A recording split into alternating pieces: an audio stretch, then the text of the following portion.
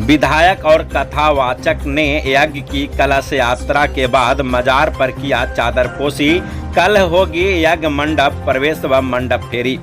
रामलीला मंच का फीता काटकर व दीप प्रज्वलित कर विधायक ने किया शुभारंभ। खबर के मुताबिक गया जी के गुरुआ प्रखंड के प्रसिद्ध स्थल बाबा बैजू धाम में 23 जून तक चलने वाली श्री श्री 108 श्री विराट शिव शक्ति महायज्ञ की शुभारंभ हो चुकी है। कल मंडप प्रवेश के बाद मंडप फेरी की जाएगी। उक्त जानकारी बताते हुए बाबा बैजू धाम समिति के अध्यक्ष कमेंद्र कुमार, कथावाचक बाबा श्री सीताराम दास जी ने बताया है, करीब 1700 श्रद्धालुओं कलश यात्रा में शामिल हुए और मोरहर नदी से जल भरकर यज्ञ मंडप में स्थापित किया। उन्होंने बताया सभी भक्तजन को विधायक विनय कुमार यादव के सौजन्य से फल हलवा व शरबत वितरण किया गया। मौके पर प्रखंड प्रमुख नीलम कुमार यादवेंदु उपस्थित थे। आपको बता दें कि श्री विधायक विनय कुमार यादव भोलेनाथ के जलाभिषेक कर कथावाचक सीताराम दास जी गाजे वाजे के साथ बैजू धाम में स्थित मजार पर चादरपोशी करते हुए कहा, सभी धर्म एक है। हम हिंदू धर्म को भी मानते हैं तो मुस्लिम सिख ईसाई धर्म को भी मानते हैं। धर्म सब एक है और देश के सभी नागरिक मेरा भाई परिवार है। आज बहुत ही सौभाग्य का दिन है कि हमें एक साथ बाबा भोलेनाथ और मजार पर चादरपोशी करने की मौका मिला है। उन्होंने सभी प्रखंडवासियों से अपील किया है कि शांतिपूर्ण तरीके से रामलीला की आनंद लें और बाबा सीताराम दास जी के मुखाबिंद से कथा की अमृत पान ग्रहण करें। आपको बता दें कि बाबा बैजू धाम में सिरघाटी के Mahabodhi medical college and hospital के तरफ से निःशुल्क चिकित्सा सेवा की फीता काटकर गुरुआ विधानसभा क्षेत्र के राजद विधायक विनय कुमार यादव कथावाचक बाबा सीताराम दास जी के द्वारा किया गया, जिसमें डॉक्टर अंशु शुभम कुमार के साथ साथ स्टाफ आलोक कुमार, विभा कुमारी, धनंजय कुमार, मिथिलेश कुमार सिंह, सुमंत कुमार, सौरभ, नीरज कुमार के अलावे अरविंद कुमार, प्रदीप कुमार मौजूद थे। बाबा बैजू धाम के नगरी में भाई 108 शिव विराट महायज्ञ का आज पहला दिन जल यात्रा से शुरुआत होकर भाई यहाँ पे आज इस मंच के कार्यक्रम का भाई उद्घाटन में हम लोगों के गार्जियन और ये जग का भाई नींव रखने वाले हम लोगों के भाई पुराने और बैजू धाम को विकसित करने के लिए भाई सीताराम बाबा हमेशा हम लोगों के बीच में आकर सभी को ऊर्जा भरने वाले हम लोगों के गार्जियन, हम लोगों के बाबा सीताराम बाबा यहाँ पे उपस्थित हमारे भाई इस जग समिति के सचिव और इस पंचायत के पैक्स अध्यक्ष सुरेंद्र यादव जी, भाई यहाँ पे उपस्थित हमारे पंचायत समिति के सदस्य गिरजा शर्मा जी, भाई सर्वेंद्र रजक जी, भाई यहाँ पे विनय जी, यहाँ पे उपस्थित हमारे सरपंच साहब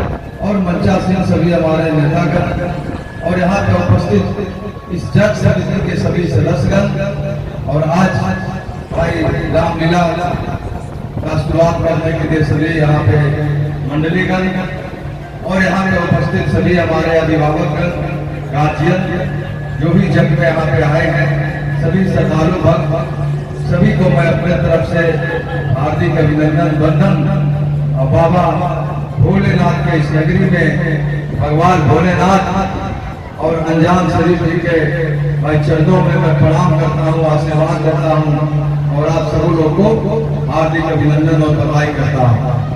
भाई आज यहाँ पे 11 दिवसीय भाई शिव शक्ति महायज्ञ का पहला दिन है और तमाम आप लोगों ने जो आज जल यात्रा में मेरे यहाँ पे गया जिला के तमाम कोने कोने से आकर हजारों की संख्या में जितना आज महिलाओं इस कड़ी धूप में भी आ गया और इस भाई कलश यात्रा को सफल बनाने के लिए तमाम जो हमारे माताएं बहनें आई, मैं उनको भी धन्यवाद देना चाहता हूँ, बधाई देना चाहता हूँ। और भाई ये जो जग है ये बाबा भोलेनाथ के नगरी में ये दूसरी बार जग होने जा रहा है। जब मंदिर हमारा भोलेनाथ का पूर्ण नहीं हुआ था, उस समय हम लोग यहाँ पे जग कराए थे। और वो ये दूसरी बार फिर आज सीताराम बाबा के नेतृत्व में यहाँ पे माता पार्वती माता का भाई मंदिर निर्माण के लिए नींव रखा जाएगा। और जग का आज आयोजन किया गया है।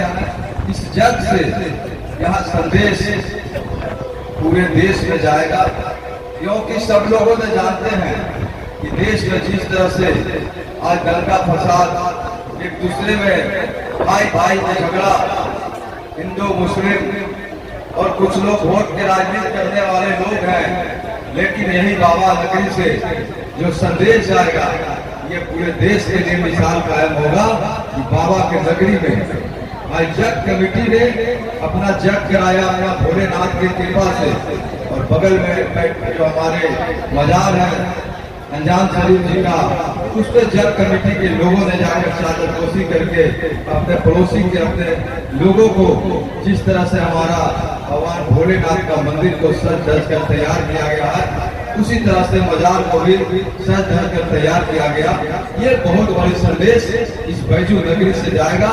और यहाँ पे आप जानते हैं ये मरहक पहाड़ पे भाई जब हम लोगों को बिहार जाकर के बंटवारा हुआ था, तो हम लोगों को देवघर भाई गांव गांव के लोग जाते थे कि बाबा धाम जा रहे हैं, देवघर जाएंगे, बाबा धाम जाएंगे। प्रत्येक सावन में लोग जाते थे भाई, जो गांव के अच्छे अच्छे लोग थे जिनको श्रद्धा होता था, इकट्ठा करके नहीं हो तो पड़ोसी से चंदे करके बाबा को दर्शन करने के लिए देवघर जाते थे। लेकिन बाबा का कृपा हुआ कि जब यहाँ पे बाढ़ आया तो लोगों ने यहाँ पे बरक पहाड़ पे सब गाँव चराने लोग आए थे। और ऐसे ही बैठकर खोदते खोदते देखे तो ये इतनी भव्य विशाल शिवलिंग नजर पड़ा। और उसको लोकार्पण यहाँ पे पहली बार लोकार्पण हुआ और यहाँ पे उसकी स्थापना हुई। और उस समय तत्कालीन मुख्यमंत्री भाई हमारे नेता हुआ करते थे भाई राबड़ी देवी की सरकार थी, लालू यादव जी भी यहाँ पे आने का काम किए थे। और लालू यादव इस धरती पे आके लोकार्पण किए थे। उस समय यहाँ पे माननीय विधायक शकील अहमद जो आज हम लोगों के बीच में नहीं है, वो यहाँ मंत्री रहा करते थे। और वो आकर इस मंदिर का भाई निर्माण कराए थे और पहला उनका भाई बिल्डिंग भी वही लेकर गए थे। और आज बाबा के नगरी में बाबा का कृपा है कि इस नगरी को भाई दूर दूर के कोने कोने तक लोग जानते हैं और लोग आशीर्वाद प्राप्त करने आते हैं, अपनी मन्नत लेकर आते हैं और भगवान भोलेनाथ सबकी मनोकामना पूर्ण करते हैं। यानी कि जो ये हमारा गुरुआ का पिछड़ा हुआ इलाका था नदी के किनारे, तो बाबा ने भाई हम लोगों को आशीर्वाद दिया, इस इलाके को चमन बनाया।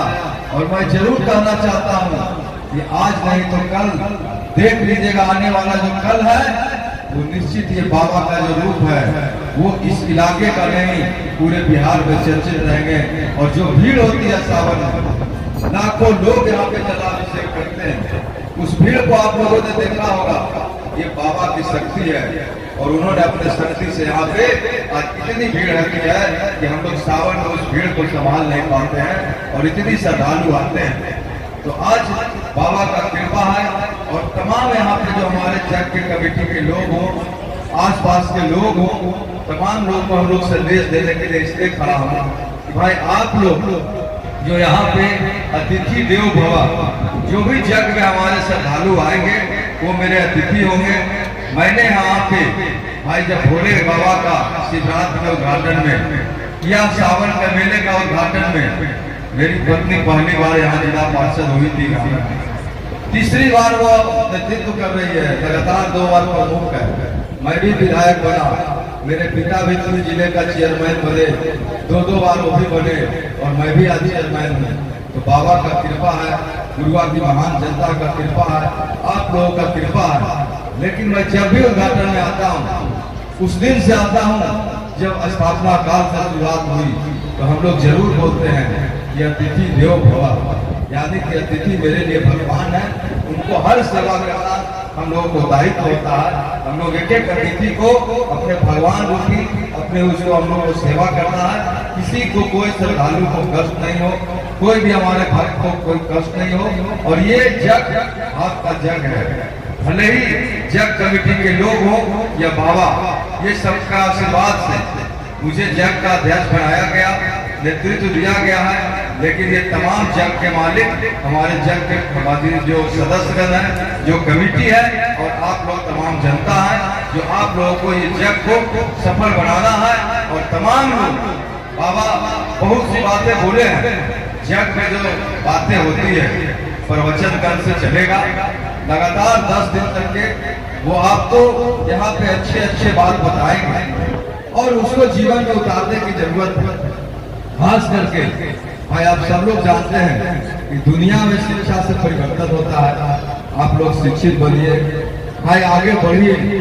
लेकिन मैं यहाँ पे एक संदेश देने का भी मैं काम कर रहा हूँ कि आप लोगों को, खास करके युवा पीढ़ी के लोग को, अपने बेटे बेटियां भाई बहन को ये जरूर बताता हूँ, माताओं को जरूर ये कहूँगा कि पढ़ लिख कर डॉक्टर बनिए, इंजीनियर बनिए, राजनेता बनिए, प्रोफेसर बनिए, पीएम बनिए, सीएम बनिए, लेकिन अपने माता पिता को कभी मत भूलिए। माता पिता ही आपके भगवान होते हैं। जिस घर में बुजुर्गों का सम्मान होता है वह घर स्वर्ग होता है। लेकिन आज देख लीजिए, कोई पढ़ लिख कर डॉक्टर हो गया, कोई इंजीनियर हो गया, कोई नेता हो गया, कोई पीटेगा अपने माता को थाना भेज देगा, कोई इंजीनियर डॉक्टर होगा तो वो अपने कहेगा क्या कि भाई हम तो अपनी पत्नी के ले लियो, और हम दिल्ली रहो, बॉम्बे रहो, मम्मी पापा तू अनाथालय चले जाए। तो माता पिता को कभी दुख नहीं देना चाहिए, क्योंकि मुझे भी आज जो मेरा बेटा है वो कल वही माता और पिता बनेगा।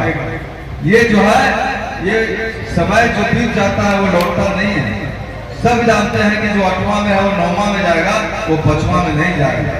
यानी कि जो आज बालक है, जो बच्चा है, कल वह जवान होकर पिता बनेगा और कल बुढ़ापे में वह भी दादा और दादी बनेगा।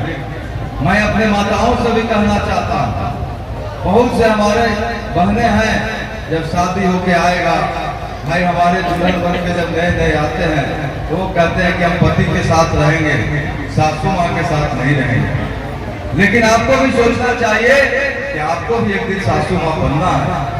तो ये हमारे बेटे बेटियां के लिए भी, हमारे माताओं के लिए भी, और हमारे जो बहनें हैं उनके लिए भी यह संदेश है कि कभी भी बुजुर्गों को कोई कष्ट नहीं होना चाहिए। मानव जीवन यही सिखाता है, एक दूसरे को हम लोग को सम्मान करना है। और जो हमारे अभिभावक हैं, जो 9 महीना गर्भ करके, जो माता मुझे भाई पालन पोषण करते हैं, जो पिता मुझे ATM बन के फटे कुर्ता पहन के, फटे जूता पहन के, अगर बेटा बोलेगा कि अभी हमको चाहिए भाई एक्शन के जूता, तो कहेंगे जावेद जी भैया से पैसा नहीं रहेगा तो बाबा के यहाँ चले जाएंगे, जाके अध्यक्ष जी को बोलेंगे 500 कर्जा देना, बेटवा सामान लावे करके। वो माता पिता बच्चे को ख्याल रखते हैं, तो उस पिता को भी इस बच्चे को ख्याल रखना चाहिए कि हम जब बड़े हो तो अपने पिता का और अपने दादा का, अपने दादी को कभी भी सम्मान में कमी नहीं करना चाहिए। ये बात